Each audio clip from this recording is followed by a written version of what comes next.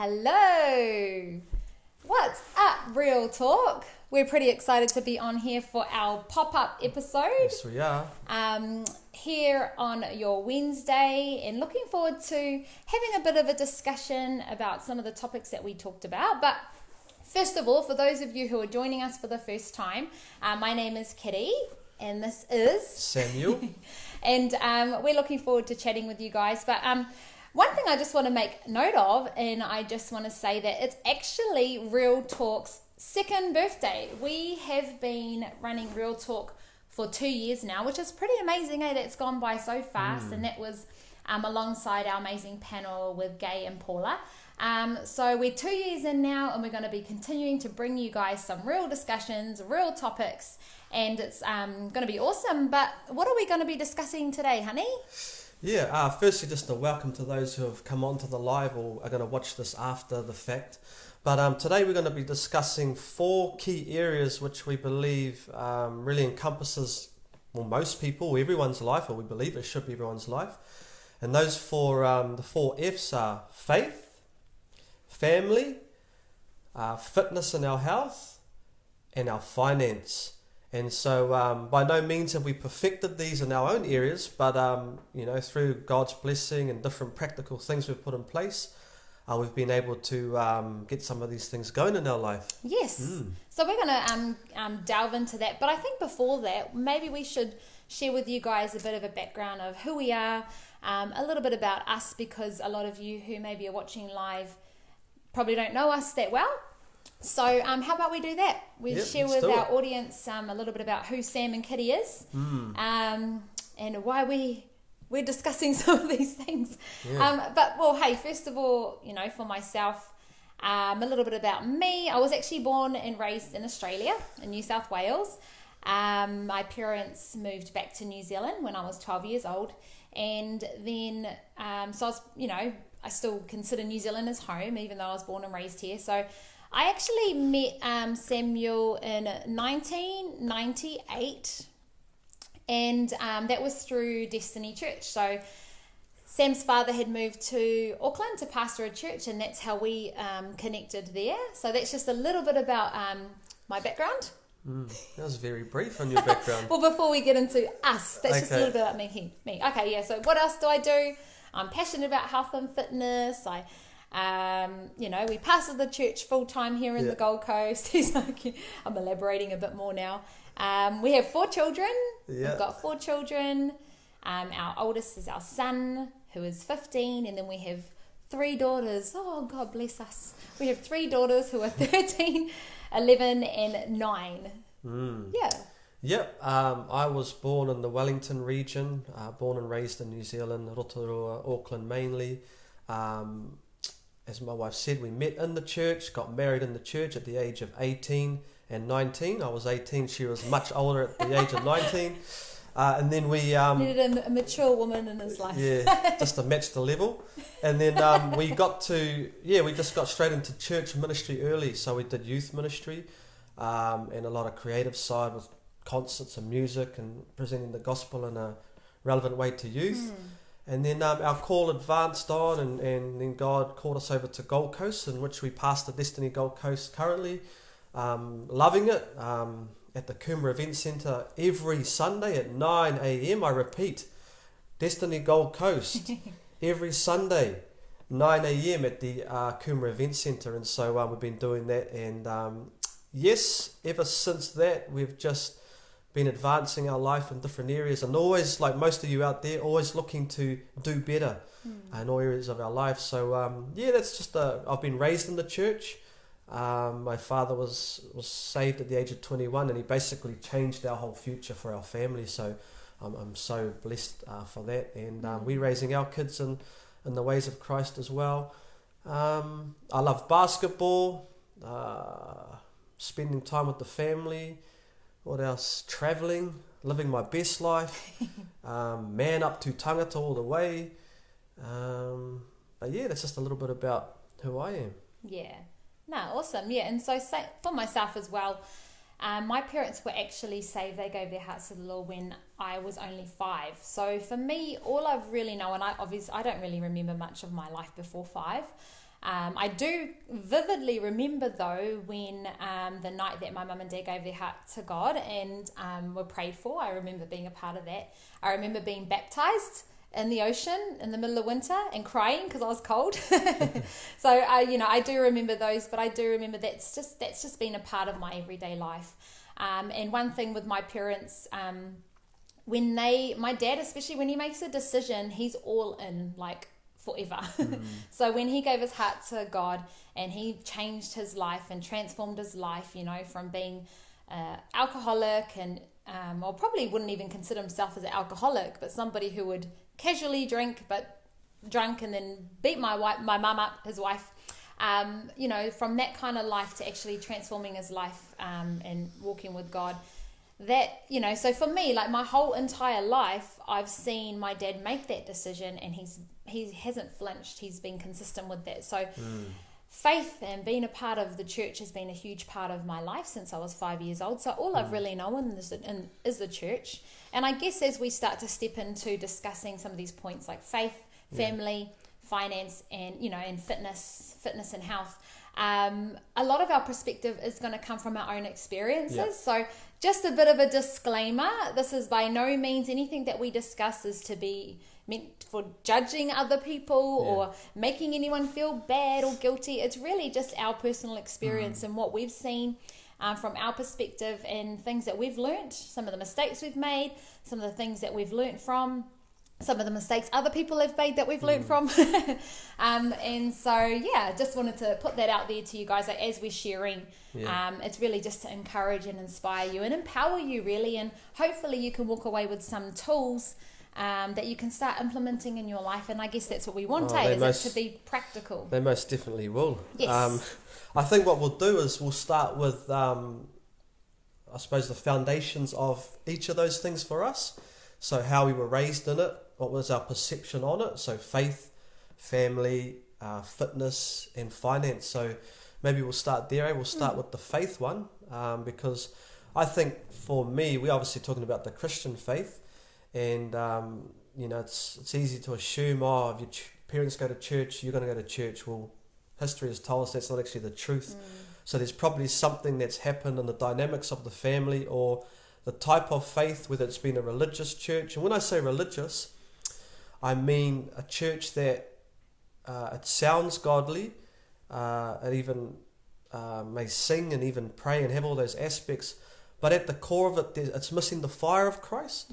And so that becomes a ritualistic kind of faith. And I'm not really talking about that. I'm talking about what caused me and my wife to stay the path and to follow on, I suppose, in the footsteps of our parents.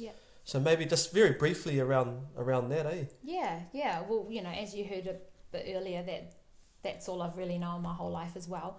And I think the big thing for me was having a father and a mother that they lived the conviction, they lived what they were telling us, so their lives was more of a testament and more of an example to us than what they said and what they told us we had to do, or in terms of like dragging us along to church or anything like that. It was just a part of our lifestyle. And I think for me, like, I know people have the perception of like, you don't have to go to church, and God's not in four walls and you're not restricted. And of course, like, like God's not limited to any kind of building. But one thing that I always feel like is that, from my own experiences and being, I'm 38 now. I'm 38 years old, and my whole entire life has been surrounded by faith. And when I look over those 38 years, or, obviously when I was 5, but I can't remember before that. But when I look over all those years, I know that when I was surrounded by faith-filled people who, had a relationship with Jesus Christ, who were always, wanting to develop their spiritual walk and their relationship with God, it challenged me.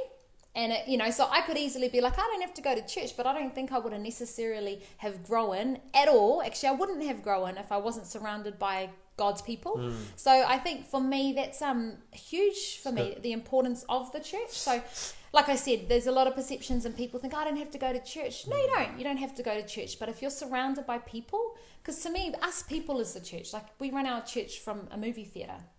Obviously, the movie theatre is not, the church, but at the same time, it's because that's where we gather. So it's actually more about the gathering of people for me. So for me, that's a huge part of my faith, is actually being planted and consistently connected to God's people, which is the church. Cool. For me, I'll probably take a practical angle on this, because there might be people that are watching who were raised in the church or are being raised in the church, or maybe raising your kids in the church. And I think when I think about looking at those who the next generation and the next generation continues in the faith, there has to be something that the parents are doing. Now, I put it straight to the father. There has to be something that the father is doing right or not right. The first thing is, if the father's saying this, doing this, but his life doesn't model the faith, so he's drinking, he's violent, hey, look, all of us are learning to overcome things, but if it's a consistent trait in his life, then the true faith hasn't actually transformed his life. And so I think for me, and my upbringing with my father, he was very unconventional, didn't stick to the book, didn't put up with religion, but wanted the true essence of what Christ and God was in his life. And I think for kids, look, the greatest example we get from our parents is not what they say to us. Like I say to a lot of people, it's not that my dad sat me down and said, hey son, here's the 5 or 10 keys on how to be a man. It's that I watched his life and his story. Each chapter painted the picture to me of what God was to him. And a large part of why I serve God and continue to serve him is because my father displayed it to me in such a convincing way. And I think for parents, in order to be convincing, you've got to have the true essence of Christ. You can't act it. And if you don't, and you're kind of second guessing your faith, you need to get planted in a church that's going to confront you, that's going to convict you, and that's going to challenge you to be better in your life. So I think that's a big part of the whole faith aspect and the continuance. And I'm speaking from a man who's got parents, 2 sisters in the house, our kids are in the house, and then the first grandkid great-grandkid. Wow. Great-grandchild of my parents is in the house. So you can see the 1, 2, five, and then my 5 generations. Granddad and Nana too as well. So it's a strong push and a strong thrust with the things of God in our bloodline. The other thing is, the last point I'll say about the faith is that now for me, it's about displaying it to my children. And there's a lot of, I meet a lot of people who have been burnt by church or have had a bad experience with church, and then they just chuck church in the same basket. Look, it's probably how your parents displayed it, or how the leadership they were in, or what they were a part of.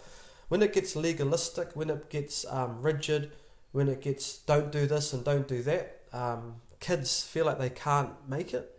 So for me, if I can display the love of Christ, the exciting adventure of the faith, the prosperity and the strength and the joyous and the peace of the faith, that's going to be attractive more to my kids than me saying don't do this and don't do that.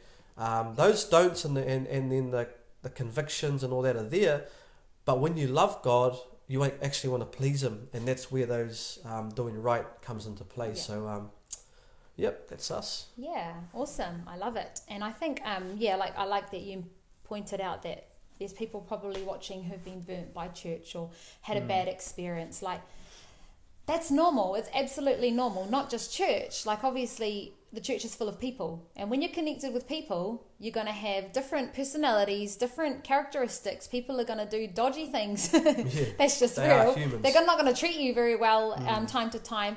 But that's where we've got to learn to understand that everybody's growing. As much as we want people to have grace on us and be like, oh, give us a chance, exactly. I'm just still learning and I'm trying to get over things. Like, so is everybody else. So I think it actually teaches you to be resilient. And that's what I've loved. Like, I've probably learnt so many of my life lessons through the church because of people, great leadership, terrible leadership, people who've been around you, treated you amazing and inspired you and encouraged you and lift you up, and then people who have done the opposite, but that's all part of growing and developing as a person. And so don't throw out this. And I think don't be selfish to make this decision final for your whole entire family. So if you're a teenager or you're a young adult and now you've raised up children and you've got young adults coming, growing up, and you haven't even given them the option to have this faith or to walk this life, because all you can share with them is, I will never step foot in a church because this happened to me, and you're sharing your pain with them. I think it's really selfish to cut them off from the opportunity of living such an incredible life, and for them to grow in their spiritual journey as well. Yeah, cool.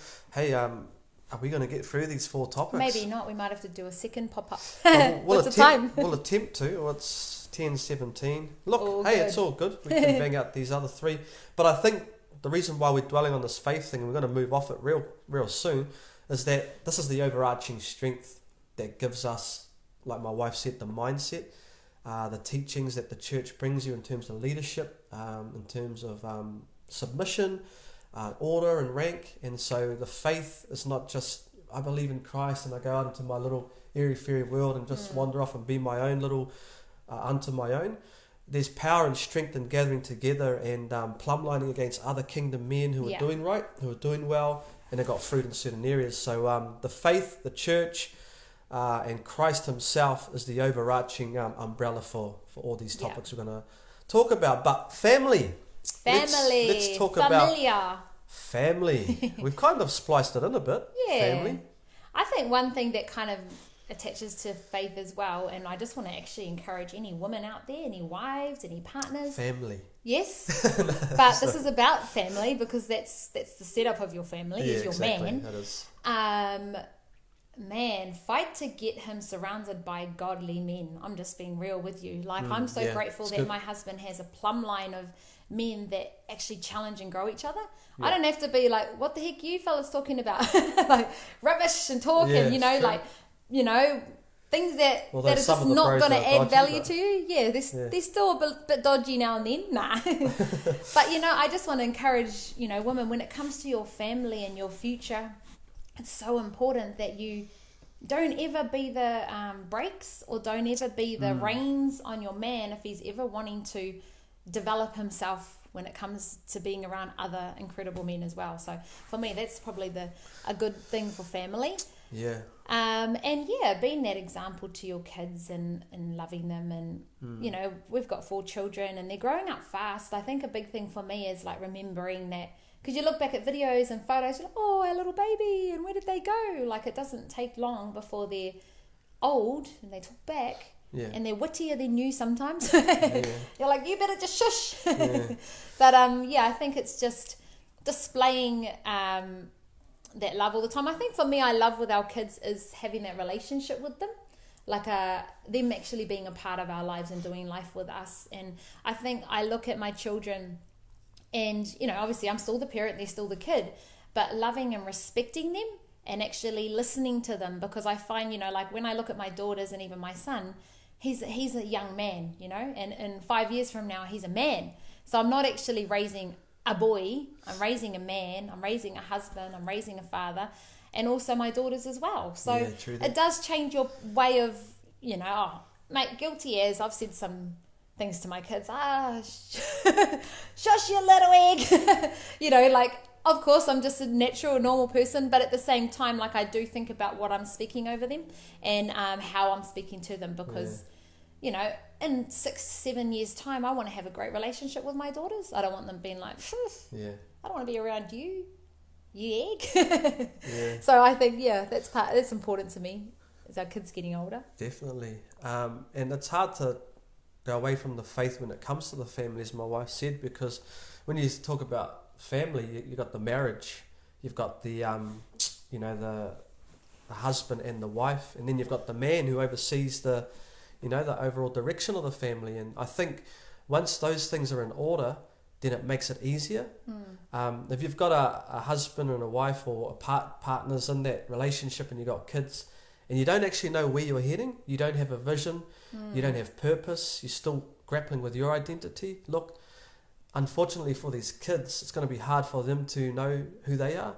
And so your boldness and confidence in who you are, and look, granted, a lot of us have come from deficit or come from backgrounds where we didn't have a father around, or we didn't have positive affirmation spoken into our life, or we came abusive situations, or just average kind of family where we were there, but we kind of didn't have much vision, wasn't talked about, and great dreams and aspirations weren't talked about. So I think the challenge as couples is when you come together, first thing you got to do is deal with your crap. Now, your crap can be stuff you've been through. It can be attitude, personality problems, poverty mindset, anger, ill discipline, insecurities, lack of confidence. Look, the list goes on and on and on. You got to deal with that. The second thing you got to do is that how can two walk together in unity if they are not in agreement? And so you've got to be in agreement. So you've got to go through those times and become compatible. So for me and my wife, it took us a little, a few, maybe a year or so to get compatible.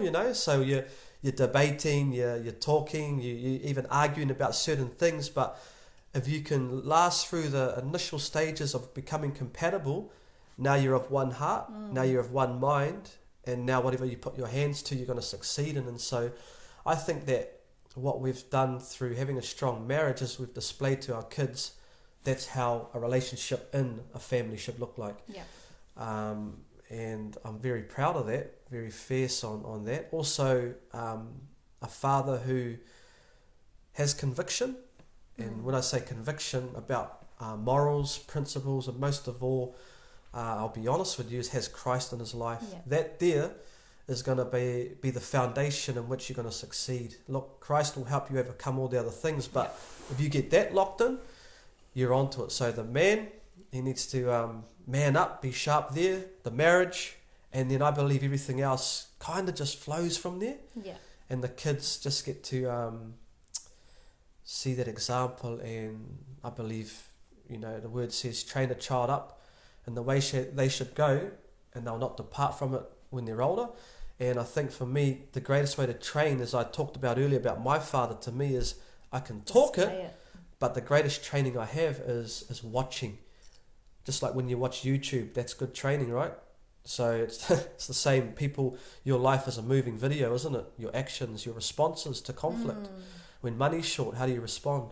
When you're talking and you don't agree with something, how am I enraged, or am I practically speaking through it to get a good outcome? So family, that's good. That's good. Yeah, I think too, people, obviously we're sharing a bit of our story, and it may seem like, well, that sounds all nice and fine and dandy for you, but that's not quite how it happened for me. And you may be in a relationship that, isn't displaying this right now. That's right. And that's where, I think it is important. And for me, when I think of family too, I do think of the family of faith. Like I said, it kind of is connected back to our faith, is that, some people didn't have a father. Some men have grown up and never known their dad and never had that kind of relationship. But that's where when you come into the family of faith, you do have those role models around you that are like great fathers, and they can example that to you. If you've never had a great example of a father being a great husband, and you're like, well, heck, I don't really know how, I just follow how my dad does things. Like, that's how he treated her. He gave her a few slaps, and he told her whatever he wanted to say. That's how a father was, and that's how a husband was, or a man was. And that's the other great thing too, is when you're connected and surrounded by the family and awesome godly men and women, you're going to learn from each other. And it's not about age, like you can have people who are like father figures to you that may be same age as you or even younger. It's just about learning from each other. So that's why I love, like I said, it's the gathering of people who are like-minded, who have a conviction, who want the best for you, and all those sorts of things. So for me, family is a huge part of being a part of the family of faith.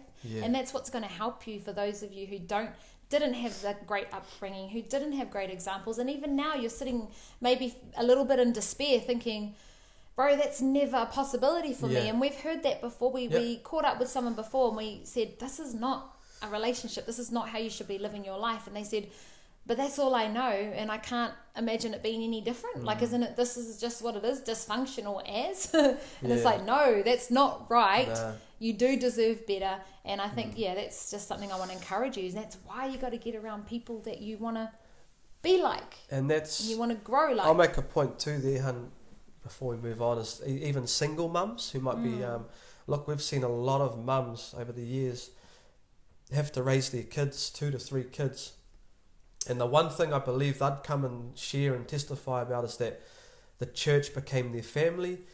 Christ became ultimately the head of their home, but also key men in the church become the support for the young men to look to. Because if the young men don't have key role models around them, or they're only surrounded with men that are really not where you want your kids to, direction they want them to head in, then they need another plumb line. So that's the thing, is it doesn't matter what situation you're in right now, there is always an answer for you to get a strong family. It's good. For sure. What's our time looking like? Yeah, we should move on to the next topic. Yeah, we should move on to fitness and health. Fitness and health. Should we talk about where we're at with it? Yes. Because it's confronting. Sure. Would you like to go first? I would like to go second, but I'll go first. So for me, currently, I play a lot of basketball, so to be honest, that's my main source of fitness. Probably run around an hour and a half twice a week, so basically doing shuttles because the bros miss their shots and we have to run back and forth. So that's the extent, and I probably walk three to four times a week on a good week, about 3K. So to me, that's my main fitness, and I'm trying to get back into the weight training. But I've always known that I've got a great purpose. I've got a great call.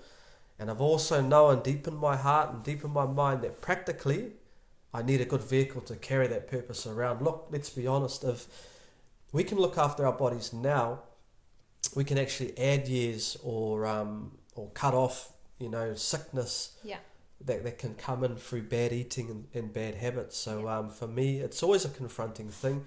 And to be honest, these days for me, it's not about the image or the look. It's more about my internal health. It's about my body, my movement and my fitness, and how the energy I have is probably my more priority now with my fitness. So yeah, that's just a little snapshot of where I'm at, honey. What about you? Yeah, so I actually, growing up, I was not really into sport or anything. I think just because my parents are sad and wouldn't take me to any sport. No, you're not going there. Can I play netball? No. Fine. I would have been an amazing athlete. No. And then, we were young, we got married young, and we got into a bit of weight training, and I enjoyed it. And then I got pregnant 4 times over. No. So I felt like for 4 years of my life I was pregnant. So fitness and training and all that kind of wasn't really my lifestyle. So it wasn't until my later adult years, maybe like 25, 26 or whatever, after my last baby, that I actually started to, this passion and what I enjoyed, like it started to become my hobby. I enjoyed training, I enjoyed the challenge, and I think it's part of my makeup, how I've been made up, is challenge. I really like challenge. I like I'm competitive, and not necessarily against other people. Yeah, probably am, but with myself too. So in my later years, so over the last 10 plus years, I've actually really built a passion for health and fitness, more into fitness. And then in recent times, I've started to actually educate and understand a lot more about why the importance of being healthy is. And like Sam said, is we've got great purpose, and longevity is what we need, and we can cut ourselves short sometimes simply for our ill discipline, and it can be self-inflicted. And just an analogy is, and I know this sounds really silly, is it's kind of like sitting on the couch, and this kind of goes into everything, like even faith, and this is going to probably challenge some faith-based people, because unfortunately we can live a little bit impractical and say things and declare things but not actually put anything into action. So that's right. With fitness, I think about sitting on the couch munching on cakes and chippies and lollies but praying that you lose weight. Sounds really silly, eh? But that's the thing, is it takes practical action. And so for me, I've understood that our purpose is great, that we need longevity, we need our body to be agile and physically well.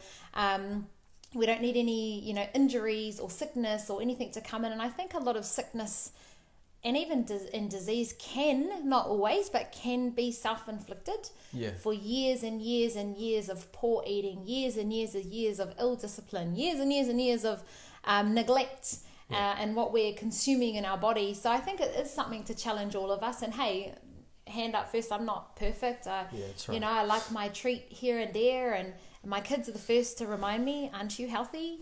I thought you were healthy. I was like, oh, settle down. I thought you were healthy. I thought you're not allowed that.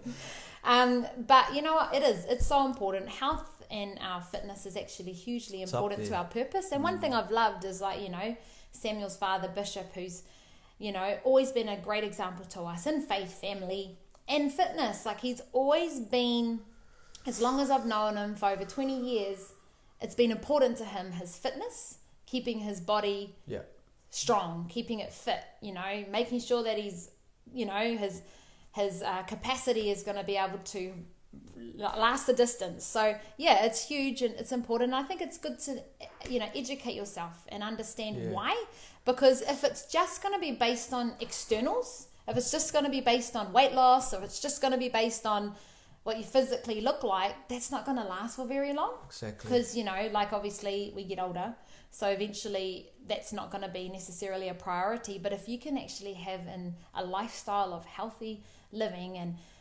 changing things bit by bit, it doesn't mean you have to turn into some, you know, health freak, but at the same time, just making some health conscious decisions. That's right. Hey, it's hugely important. I think that's a good point, is that can you sustain it? Because you see a lot of people like, yay, like, you know, look at me, trim, and then blimp, yay.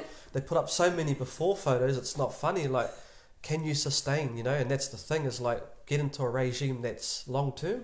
Even if, like, you might be listening today and feeling like, oh, I need to do something, but I just can't. Well, go for a walk, man. Go for a walk and burn some calories and stop eating. Get started. Just start something. But the biggest thing is the food and that. Hey, look, I'm not a professional on it. My wife might have a bit more thing, but I know for fitness, it's not just about the physique and the shape. It's about the internals. It's about how you feel, and it's more so about the longevity of things. So I think that's a big area. Yeah, and discipline's huge, like actually being able to discipline yourself. I think that's one thing that I enjoy. I like being in control. Like, I don't like feeling out of control. When you've had those seasons or those months or those weeks and you're like, oh man, I've just been eating everything, and you just feel you know, I like feeling in control. I like being in control. And I put up a scripture actually today, and says in Corinthians, talks about I discipline my body, beat it into subjection. And beat it into subjection. But I discipline my body and make it do what it ought to. Yeah. So it means that I'm in control. And the way I see that is, I always picture like you're on a wild horse and you're like, whoopsh, whoopsh. You got to constantly be on, because that wild thing wants to just go, I want to do whatever I want. And so it's good. But I love too that we can be an example to our children. So like my daughters say, they're like, I thought you were healthy. But, you know, to me, that's like good. Your perception of your mum, you know, is like, oh, you're healthy. So it's good that they can have that example. And even I've enjoyed in recent times, I've gone back to CrossFit training with my son. And he's 15 and he's a big unit. But man, I'm proud of him. I said to him, son, most kids your ages would be crying their eyes out and they wouldn't want to come back. I said, actually, most men would come for a session here and be like, nah, I'm out. So I love that I'm helping him build that resilience, but I love that he's already got that strong mind. He gets that from me. Nah. he's already got that mindset of just get the job done. And I enjoy that. And I've actually really enjoyed that in recent times. Has actually not just been about my own personal, but helping to pass that on to that next generation and show them how they can create a lifestyle. And we get up 5 o'clock every morning, which I'm proud of him. But that keeps me going. So when I hear the alarm and I'm like, I'm a bit tired, I'm like, no, there's somebody else relying on you. And so I'm like, let's go, son. So I've enjoyed that. But yeah, it's a huge part of a holistic success, I guess. Cool. When do we have time to talk about... we do. We do 45 minutes because we started at 10, eh? Well, let's talk about this one. This one's a good one, eh? This one, fitness, money, finance. money. Yeah, the best topic Finance. that people want to spend all their life getting. That's the thing, eh? Look, we've all been raised in a certain way. Should we talk a bit about our money upbringing? Sure, go for it. What's our money mindset, honey? No, money upbringing. Money upbringing. I just made go that for up. It. Okay, so our money upbringing. All right, so I'll start mine. Look, my parents, when I was young, I think theirs has been an evolution, to be honest, from starting pretty humble and their bloodline and their parents and their parents and their great grandparents had no money really. So it wasn't until they came to Christ and they were able to get disciplines, certain practices, home ownership, different investment into different things that actually set them on a path. So I got to probably see that journey. Probably by the time I was in my teenage years, they had done well for themselves, my parents. So that was a blessing to see. But I think still for me it was, okay, how can I take that into my life and then actually go further with it and to find different methods. So I think for me, I've always been a creative dude, come up with different concepts and things. So I've always had that, okay, there's got to be a better way than just trading in your time for a bit of coin. And I think so that's a bit of but I'll just make a point here, is that I truly believe a lot of people are selling themselves short right now, currently. Look, you might jump on this video and just watch this part, and you've spent the last 10 years at a job, and it pays you, but you've become comfortable, and there's probably no way it's going to get bigger and increase. And look, a lot of the reason why we do that is because we've seen our parents do that and we think, oh, that's just how you do it. Is it though? Is that just how you do it? Or is there another way? And are you the one that needs to find the new method? And so for me and my wife, we've always been, I've never been conventional. I've always looked at things and thought, I'm sure you can do that better. And so we're on that journey now, and we'll talk about that a bit soon. But I think for me, even in the church, it's the same thing. You can get a lot of people who they have faith and they believe, but they're just not willing to take the steps. True. And so much like sitting and eating lollies or chips on the couch produces a certain outcome, so does the same actions of money making. Look, if you're not willing to get up and find a new way, get a side hustle, get 2 side hustles, invest, save. I always say, look, if it's going to take you 2 years to do... Can you see my socks on that shot, Lee? No? People know I've got them on now, though. If it takes 2 years to set yourself up in a certain area, would you not do that? Look, people go for 10, 15, 20 years thinking, I'm going to retire on this certain amount of money. They get to the end and the biggest shock of their life is that, the retirement age has gone up.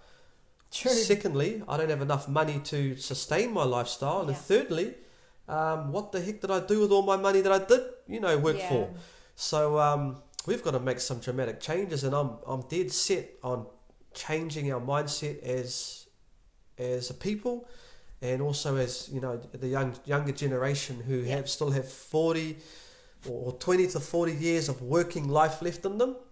Put it into something that means a lot. So yeah, honey, have a jump in there. Yeah.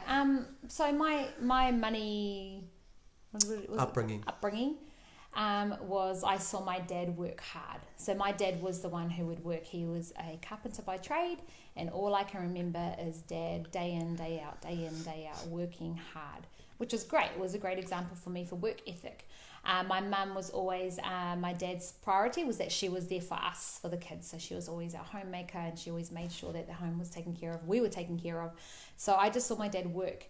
My mindset about money, I think I never had I knew that we weren't abundant. I knew that, I'd go to school and my friends would be like, we're going to Bali in the holidays. And I'd be like, cool. Or we just come back from Disneyland. And I used to be just like, wow, that's amazing.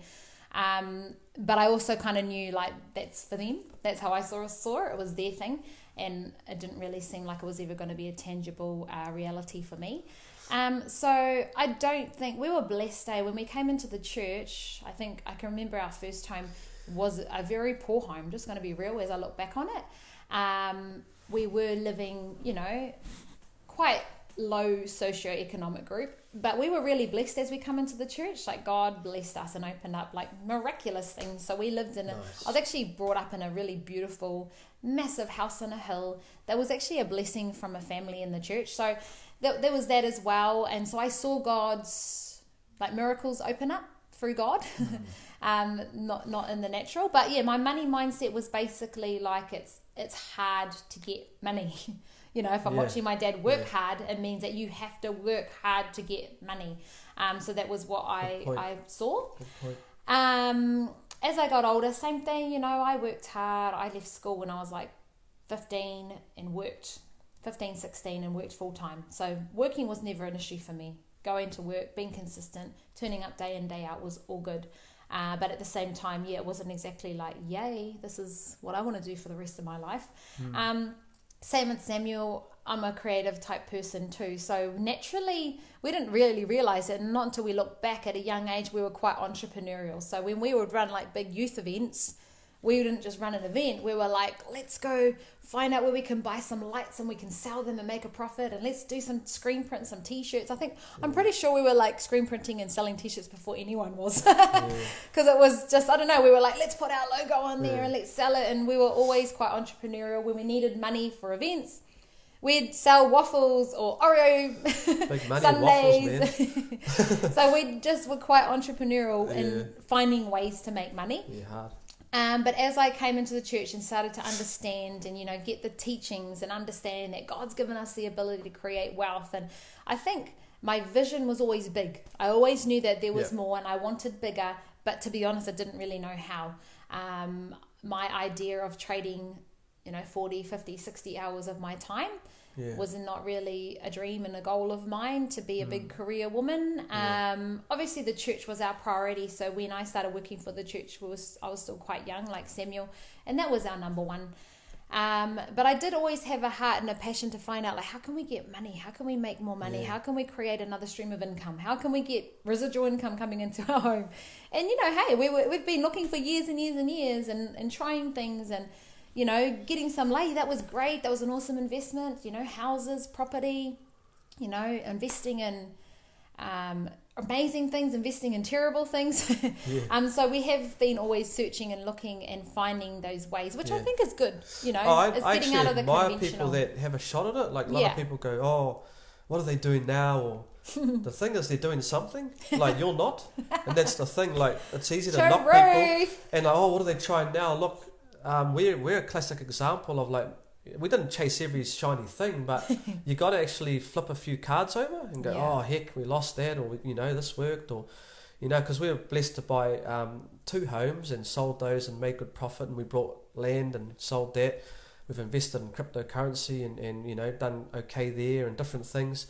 Because so we've always looked, and we started screen printing businesses about 3 times, and so there's always different things you're trying, and not to name, set up a website that can, sell things on it, and so there's stuff that you try and because at the end of the day, look, you're trying to find extra streams of income, and I believe that if you're not looking and you're not energetic about it, you're going to be poor. Silence. This is the honest truth about it. You've got to be looking, you've got to find something, and you've got to hustle it. Just going back, one more key point I thought about was my wife talked about she saw her dad working hard. Look, I don't bring disrespect to my dad, to my my 2 uncles that were closest uncles to us, but they didn't look like they worked hard. So I had my father who was working hard behind the scenes, but at the same time he was living his best life and enjoying life, He took me fishing and we got to do certain things that were cool, and he was available, but he was a very busy man in his own pockets of time and very intensive work.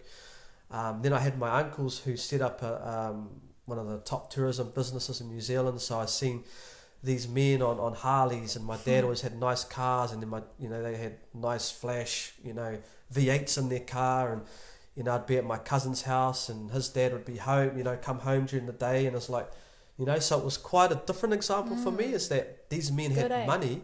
They also travelled. We went to the States, we went to Australia. They had time, they had money, and they had a good time by the looks of it. So for me, I've always thought if they can, then I can. And I think I've always never settled for I've been blessed too. Like I've had my father who's always opened up opportunities for me to work within the church structure in some degree, whether it was at the bottom or into leadership and eldership levels and pastoring where I am now. And I've always been faithful in wherever I've been placed. And I think that's been a blessing to me. So I haven't actually grinded out in the workforce. Like I did a bit of carpentry and went on the work sites and done the odd sort of jobs, but I can't say that I, for 2 or 3 years, grinded at a job out in the world. To be honest, I probably would not. I would find a way to not do that.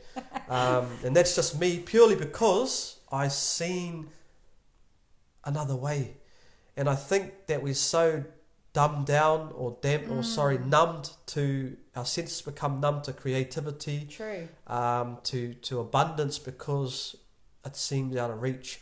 But when you can touch someone, or someone is in reach who is doing what you want to do, I think your faith lifts up. So that's a key point before I get my wife to share again, is that find someone or plumb line with someone or connect with someone who is where you want to be, or is at least heading in the direction you want to go in. And that's so really good. Follow their traits, because success has clues, and find those clues and work hard to make it happen. Hard out. Yeah, so good, hun. And I think just coming back to a point of, like, in the church, like we said, we've both been raised in the church, and this is not in any way to be judgmental, but over our years, we've heard, like, so many people make statements of, like, yes, we're the head and not the tail, and we're going to be millionaires, and God's going to bless us, and then it's kind of like 20 years later, still in the same position. And this isn't because God doesn't bless, it's because people don't put practical actions in place. So for us, we were always like, nah, man, like, heck no. We don't want to be, like, talking about what we're going to do one day, or pulling scriptures out of a Bible to give us some sort of, you know, confidence and belief that one day it's going to happen. But, you know, it's no point waiting around and hoping something's going to just knock on your door. That's the biblical thing of the faith without works, or the statements and prayers without action. In James it talks about that. So that's right, honey. Yeah, well, it is. And it says it's faith without works is dead. And I think that unfortunately so many people, and even godly people, who they have a lot of dreams but they're dead. And it's sad, because it's not because they're not capable, it's because they're not actually putting action behind their faith. And so what I love is, for myself, as I've pursued, you know, business and, you know, creating wealth, my faith has actually been the thing that I've had to put into action. And that's what I've loved. I've loved the challenge of actually having to do what I've been saying for years and what I believe in my heart. I'm like, wow, do it then. That's good. You know, get out there and do it. And I love that too. Like you said, Sam, is you got to be surrounded by people where you want to go and where you want to be. If you want to be successful, surround yourself with people who are far more successful than you. Just like for me with fitness and training, I love training with people who are way fitter, way stronger than me, because then it pushes me to grow. That's right. And that's the same with finance. You know, surround yourself with people who are where you want to be, in a position than you, that have a different mindset when it comes to money, because you're going to learn.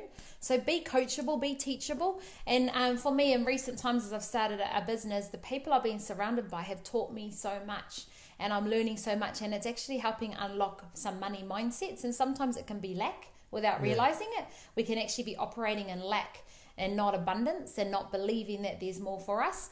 And also stop feeling guilty about wanting to be prosperous and wanting to be abundant. When I look at the Bible, and I look at Joseph, and I look at David, like, these guys were like ballers.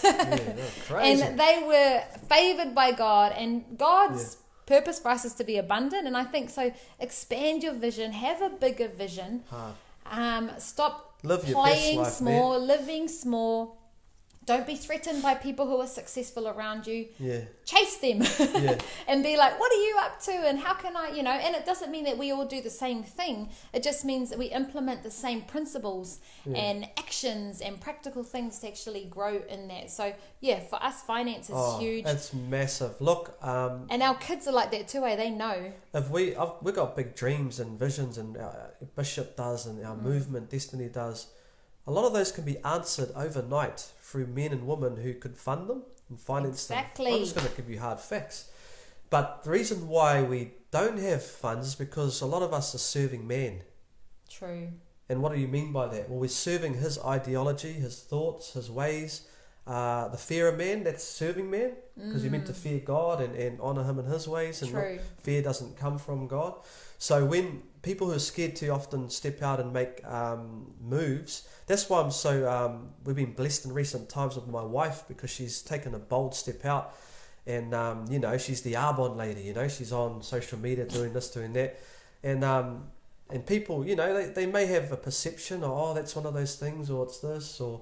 And I speak to anyone who makes a step out, who starts their own business, who because it's much the same, it's just a different format, whether you're selling a house, selling a car, selling toothpicks, selling shakes, selling whatever you're selling, it's a business, but you've got to be bold and put your best foot forward in it. And if you don't, because, my family, and I don't want people to think I'm not this or I'm not that, look, you're going to get nowhere. So I think the fear of man is probably a bigger obstacle in a lot of our lives than we think. The moment we can be liberated from the fear of man is the moment we can start to fly and do some great things. So, yeah, that's a good one. We could go on and on and on. But I think that was amazing. 10:53. We've been 53 minutes. Those of you who hung in right to the end, you're the real deal. Man, if you hung in for that whole thing, I know you're cutting in and out of it, but if you hung in for the whole thing, man, they need a reward of some kind. That's awesome, honey. High five to that. Boom. I hope you enjoyed our little pop-up episode. We're talking about these topics, and we thought, hey, why not? Let's jump on and just share some of our personal experiences with you. I know that would have encouraged you, inspired you, maybe even challenged you to start making some moves in all those areas of your life. And that's for holistic growth and development. And it does start with faith, you know, family, your health, fitness, and finance as well. There's just 4 aspects of our life that can actually give us that holistic success. Mean. Well, hey, obviously we're on a journey in all those areas. By no means have we arrived at them, but we will endeavour to check in, do videos like this, and keep you up to date with any other key things and topics that can bless you in your life. Hard out. Cool. All right. Have an amazing rest of your day, and thanks for joining us on Real Talk. Bless you guys. Bless See ya. you.